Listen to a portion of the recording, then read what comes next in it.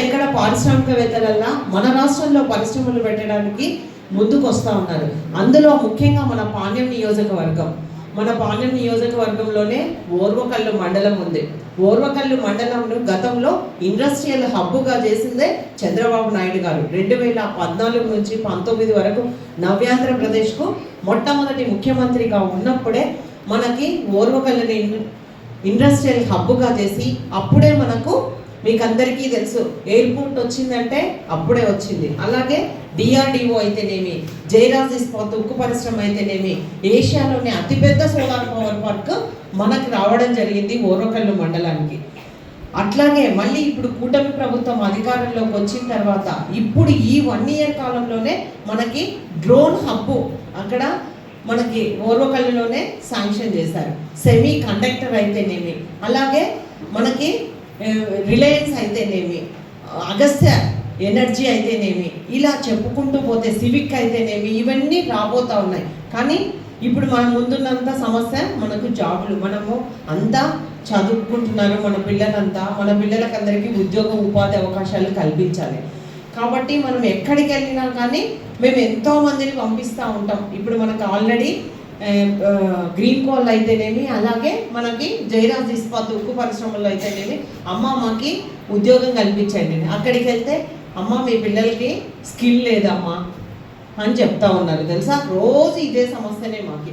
మీ పిల్లలకి ఇంటర్వ్యూ చేసాము, స్కిల్ లేదు, చెప్పండి మరి మీరు స్కిల్ బాగా డెవలప్ చేసుకోవాలి. అందుకనే నేను నారా లోకేష్ గారిని మా ఓర్వకల్లు మండలంలో ఒక స్కిల్ డెవలప్మెంట్ సెంటర్ని ఏర్పాటు చేయమని కోరడం జరిగింది. అది కూడా లోకేష్ గారు కూడా దానికి హామీ ఇవ్వడం కూడా జరిగింది. ఎప్పుడైతే మనం స్కిల్ ఇంప్రూవ్మెంట్ చేసుకుంటామో అప్పుడే మనకి ఎక్కువ ఉద్యోగ అవకాశాలు రావడానికి అవకాశం ఉంది.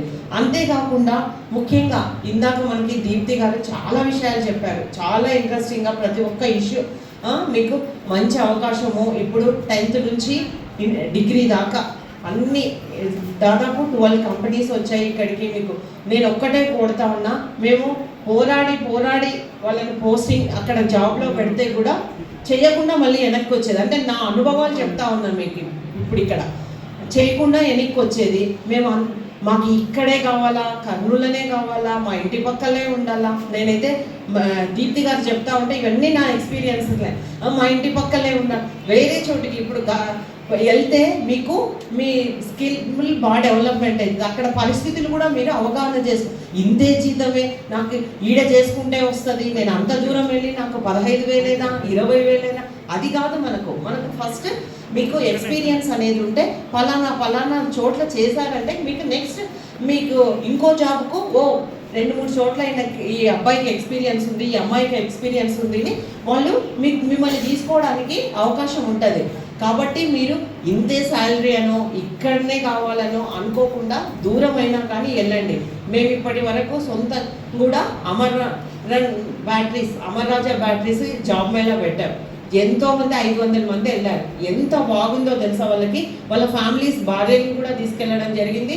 అంతేకాకుండా వాళ్ళ పిల్లల్ని అక్కడే స్కూల్లో కూడా జాయిన్ చేసుకున్నారు.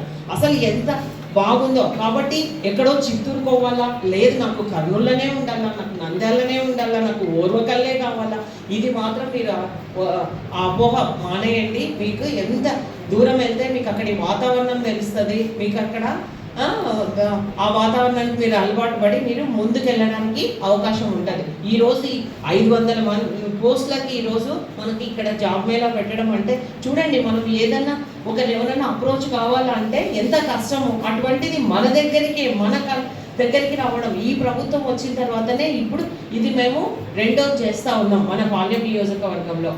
ఇంతవరకు దాదాపు 610 మందికి జాబులు కేటాయించడం జరిగింది. కాబట్టి ఇప్పుడు ఈ అవకాశాన్ని కూడా మీరు సద్వినియోగం చేసుకోండి, మీలోని స్కిల్ను మీరు డెవలప్ చేసుకోండి అని కూడా ఈ సందర్భంగా మీకు అందరికీ తెలియజేస్తా ఉన్నా. ఇదే కాదు, ఇది ఈరోజు మనం సెలెక్ట్ కాలేదని నిరుత్సాహపడాల్సిన అవసరం లేదు. మళ్ళీ 3 నెలలకోసారి గవర్నమెంట్